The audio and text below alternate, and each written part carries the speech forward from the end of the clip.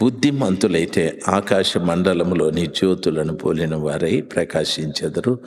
నీతి మార్గమును అనుసరించి నడుచుకొనున్నట్లు ఎవరు అనేకులను త్రిప్పుదురో వారు నక్షత్రముల వలె నిరంతరము ప్రకాశిస్తారు. నీతి మార్గమును అనుసరించి నడుచుకొనున్నట్లు ఎవరు అనేకులను త్రిప్పుదురో అంటాడు. రామరాజ్ వింటా ఉన్నావా? Very good.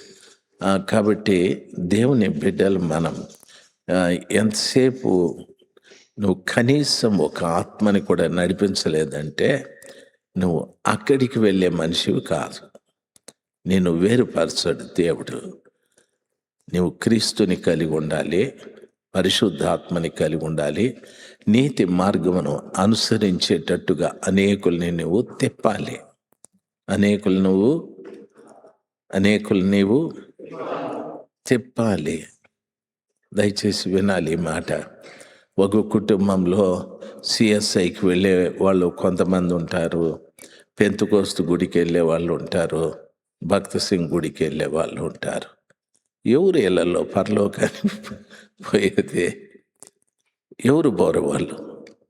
పెంతుకొస్తాడంటే నేను పోతానని ప్రభు అంటాడు, నీతిని అనుసరించున్నట్లు నీ ఇంటోలను తిప్పలేదు కాబట్టి నువ్వు ఇక్కడే ఉంటావు, నేను వేరుపరుస్తాను.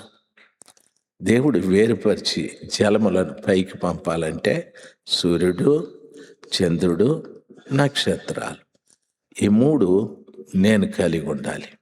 సూర్యుడు యేసు ప్రభులు వారు, చంద్రుడు పరిశుద్ధాత్మ, నక్షత్రం నేను నీతి మార్గము అనుసరించున్నట్లు అనేకుల్ని తిప్పాలి. పాస్టర్లు, దైవ సేవకులు కూడా ఆలోచించాలి. ఆదివారం నాడు మనం బైబిల్ ఎత్తుకొని అని అరిస్తే ప్రయోజనం లేదు. ఎవడు రాడు మందిరానికి అనకూడదు, తిప్పాలి అంటాడు. నీతి మార్గమును అనుసరించి నడుచున్నట్లు మీరు అనేకుల్ని తిప్పాలి. అంటే తిప్పాలంటే తిప్పేవాడు కావాలి కదా. మీకు అర్థం కాలే? ఫోటో తీయాలంటే తీసేవాళ్ళు కావాలి కదా. పిఏ సిస్టమ్ పని చేయాలంటే పెట్టేవాళ్ళు కావాలి కదా. కాబట్టి తిప్పేదానికే దేవుడు మనల్ని పెట్టినాడు. తిప్పే వాళ్ళని మనల్ని దేవుడు పెట్టినాడు. మనము ఏదో ఆదివారం ఆఫీసుకు పోయినట్టు పోయి హల్లెలూయా చెప్పండి, హల్లెలూయా, స్తోత్రాలు చెప్పండి, స్తోత్రం, పాట పాడుకుందాం, రండి ఉత్సాహించి పాడుదాము, రాదా? నేను బాత్రూమ్ పోయినా పొద్దున్నే ఎవరు పెండ్లి పాట పాడుతూ ఉన్నారు. నాకు ఈ పెండ్లి పాట తప్ప ఏది రాదంటా ఉన్నారు. ఆయన ఎవరు మహానుభావుడు అని చెప్పి అనుకున్నా. నేను పోన్లే పెళ్లి పాట నవ్వచ్చు మామిడికి, అదేం పాట పాడుతూ ఉంటే మంగళమే యేసు నాకు నని ఆడు పోయిన ఏమే మంగళం పాట పాడు. నాకని ఏం విచిత్రమైన వాళ్ళు ఉన్నారు మా వాళ్ళు. ఆడ పోయిన ఏమి అది చూసుకొని రాకుండా మంగళమే యేసుని కానీ ప్రభు అనుకుంటాడు, ఏం మనుషులరా మీరు అని. కొంతమంది ఉంటారు, ఆడ చచ్చిపోయింటే ఏదైనా పాట పాడాలంటే ఏదో పాడాలి, అంతే దీన మందు దూత బూర అని పెడితే బాగుంటుంది. ఇప్పుడు జయమంగళంబు పాడరే యేసునకు. సరే అంటే వీడు చచ్చిపోయి గోలని ఏడుస్తుంటే జై మంగళం పాట పాడతాడ. విచిత్రాలు క్రిస్టియన్స్. ఒకవేళ ఎవరికన్నా పెళ్లి జరుగుతాండి, బాబు ఓ పాట పాడుదురామా అంటే వాడు ఎత్తుకుంటాడు, అంతే దీన మందు దూత బూరబూదు చుండగా నిత్యవాసరంబు తెల్లవ. వాడు పెళ్లి చేసుకునేవాడు ఏం కావాలి? సావు పాట ఇది. వాడంటాడు, ఈయన జావు కొట్టి పాడి మీద బెట్టి పాడదామని చెప్పాను. అట్లా సందర్భాలు లేకుండా చేస్తాం. దయచేసి చెప్తాను, మీరు దేవుని బిడ్డలు. దేవుడు మన మీద చాలా నమ్మకాలు పెట్టుకున్నాడు. మీరు దేవుని బిడ్డలు. మీ మీద దేవుడు చాలా నమ్మకాలు పెట్టుకున్నాడు. ఎందుకో తెలుసా? నీతి మార్గమును అనుసరించినట్లు మీరు అనేకుల్ని తిప్పండి. అప్పుడు నిత్యము ప్రకాశించే నక్షత్రాల వలె మీరుండాలి. మీకు తెలుసా? నక్షత్రాలు పగలు కనిపించవు. ఎందుకంటే సూర్యుని కాంతికి అవి కనిపించవు. సూర్యుడు పక్కకి పోతేనే నక్షత్రాలన్నీ కనిపిస్తూ ఉంటాయి. కాబట్టి జలములను ఆయన వేరుపరిచి పైకి పంపిన దాన్ని ఆకాశము అన్నారు. సంఘంలో వ్యక్తులను దేవుడు వేరుపరచాలి. వేరుపరిచినప్పుడు నీవు యేసయ్యని, పరిశుద్ధాత్మని, అనేకుల్ని నీతి మార్గంలో నడవటానికి తిప్పిన వ్యక్తిగా ఉండాలి. నీ భార్యని తిప్పాలి మొదట, నీ పిల్లల్ని తిప్పాలి మొదట, తర్వాత అనేకుల్ని తిప్పుతూ రావాలి. మనమేమో మన పిల్లల్ని పట్టించుకోం. దయచేసి చెప్తాను, దేవుని సేవకులుగా మీ పిల్లల విషయం మీరు చాలా బాధ్యత కలిగి ఉండాలి. నాకు 3 బిడ్డలు. మా భార్య నేను ప్రార్థనకు పోతే మా పెద్దమ్మాయి అంత అల్లరి ఎవరూ లేదు. మేమేం చేసేవాళ్ళమో తెలుసా? నడుముకు తాడు కట్టి కిటికీకి కట్టేసేవాళ్ళం. ఆ పిల్ల అడు తిరిగి ఇడు తిరిగి ఏడిసి టయానికి దగ్గు ముందు పోసి పండబెట్టేసేవాళ్ళం. ప్రార్థన అయినాక లేపుకొని పోయేవాళ్ళం. ఎందుకంటే బిడ్డల్ని ఈరోజు నువ్వు భక్తిలో నడిపిస్తే రేపు ప్రొద్దున్నే వాళ్ళ జీవితాలు ఎంత ధన్యకరంగా ఉంటాయో. దేవుడు నీ గర్భాన పుట్టించిన బిడ్డల్ని చూడండి, ఒక మాట అంటాడు, గర్భఫలము దేవుడిచ్చు బహుమానం అంటాడు. దేవుడిచ్చే బహుమానం కుమారులు యెహోవా అనుగ్రహించు స్వాస్థ్యం అంటాడు. అంటే బిడ్డల్ని నీ కొడుకు ఎవరంటే దేవుని సొంత ఆస్తిని కొడుకు రూపంలో నీకు ఇచ్చినాడు. దేవుని సొంత ఆస్తిని కొడుకు రూపంలో నీకు ఇచ్చినాడు.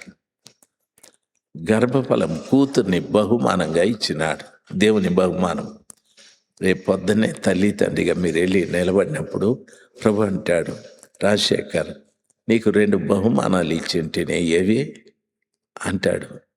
నా కూతుర్లు ఇద్దరిని నేను ప్రభువు చూపెట్టాలి. నా సొంత ఆస్తి, నా స్వాస్థ్యము నీ ఇంట్లో కొడుకుగా ఇచ్చినాను. ఏడి ఆయన కూడా నేను తీసుకెళ్ళి చూపెట్టాలి. ఎట్లా తెలుసా? వారిని కూడా నీతి మార్గమును అనుసరించున్నటువంటి వారినిగా నేను చేయాలి. నా కొడుక్కి స్కూటర్ కొనేవాళ్ళ, కారు కొనేవాళ్ళ, నా కొడుక్కి డ్రెస్ కొనేవాళ్ళ, మంచిదే కాదనడం లేదు. అయితే అవన్నీ కొద్ది రోజులు పనిచేస్తాయి. ఒక తల్లిగా తండ్రిగా నీ బిడ్డల్ని పరలోకం దాకా నడిపించే బాధ్యత మీది. ఒక తల్లిగా తండ్రిగా పరలోకం వరకు నీ బిడ్డల్ని నడిపించే బాధ్యత మీది. దయచేసి గమనించాల్సింది, ఆ పని నువ్వు చేయకపోతే జలములను వేరుపరిచినప్పుడు నువ్వు ఇక్కడే ఉండాల్సి ఉంటుంది. ఎందుకు? నేను యేసుప్రభుని కలిగి ఉన్నాను, పరిశుద్ధాత్మని కలిగి ఉన్నాను. Very good. నువ్వు నక్షత్రం కాదే. నీతి మార్గంలో అనేకములు నన్ను అనుసరించున్నట్లుగా నువ్వు తిప్పలేదే. నీ కుటుంబాన్ని తిప్పలేదు, నీ భార్యని తిప్పలేదు, మీ భర్తని తిప్పలేదు, మీ పిల్లల్ని తిప్పలేదు. నువ్వు ఇక్కడే ఉంటావు. దేవుడు అంటాడు, జలములను వేరుపరచగా. Praise the lord. యేసు ప్రభు రాకడ గురించి మనం ఎక్కడో కాదు, ఇక్కడే వివరంగా దేవుడు చెప్తాడు. కాబట్టి ఈరోజు సంఘంగా, ఒకవేళ కాపరిగా నువ్వు చేయాల్సింది, నేను యేసయ్యని కలిగి ఉండాలి, నా భార్య కూడా. నేను పరిశుద్ధాత్మని పొందాలి, నా భార్య కూడా. నా పిల్లలు కూడా. నేను అనేకుల్ని నీతి మార్గంలో నడిపించేటట్లు తిప్పాలి. నా భార్యను తిప్పాలి, నా పిల్లల్ని తిప్పాలి. మనలో యేసు ప్రభు లేకపోతే, మనలో పరిశుద్ధాత్మ లేకపోతే వాళ్ళు తిరగరు. ఆ భార్య తిరగదు, ఆ పిల్లలు తిరగరు, వ్యతిరేకిస్తారు, లోబడరు, మీకు భయపడరు, మీకు వ్యతిరేకిస్తారు. జీవితంలో చాలా నష్టపోతావు. నువ్వు నష్టపోయేదే కాదు, దేవుని పనిని నష్టం చేసినోడవుతావు. అందుకే యాకోబు అంటాడు, మీలో అనేకులు బోధకులు కాకుండుడి, ఎందుకంటే రెండింతల శిక్ష మీకుంటుంది అన్నాడు.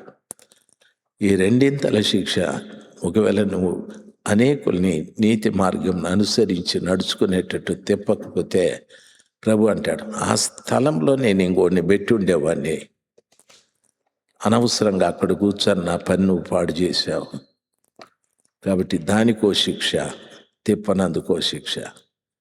దయచేసి భయం కలిగి, బాధ్యత కలిగి జీవించాలి. ఎంతకాలం బ్రతుకుతామో తెలియదు. ఎంతకాలం బ్రతికినా ఆ కృపగల దేవుని పాదాల చెంత ఈ వాక్యంలో చెప్పబడినట్లు దేవుడు ఒక్కరోజు రాబోతున్నాడు, జలములను వేరుపరుచున్నట్లు, ఎవరు యేసయ్యని, ఎవరు పరిశుద్ధాత్మని, ఎవరు నీతి మార్గంలో అనుసరించున్నట్లు నడుచున్నట్లు అనేకుల్ని తిప్పుతారో వాళ్ళని వేరుపరుస్తాడు ఆయన. వాళ్ళు పైకి వెళ్ళిపోతారు, లేని వాళ్ళు ఇక్కడే ఉంటారు. ఎవరో మీకు పరలోకానికి నువ్వు పోతావు చెప్పాల్సిన పని లేదు. ఎవరంతకు వాళ్ళకే తెలిసిపోతుంది ఈ వాక్యాలు వింటే. కాబట్టి నువ్వు వెళతావా లేదా అనేది నీకు తెలుసు. ఒకవేళ ఇంతవరకు ఆ పని చేయలేదంటే కనీసం ఈ రోజు నుండి నేను ఒక తీర్మానం చేసుకుందాం.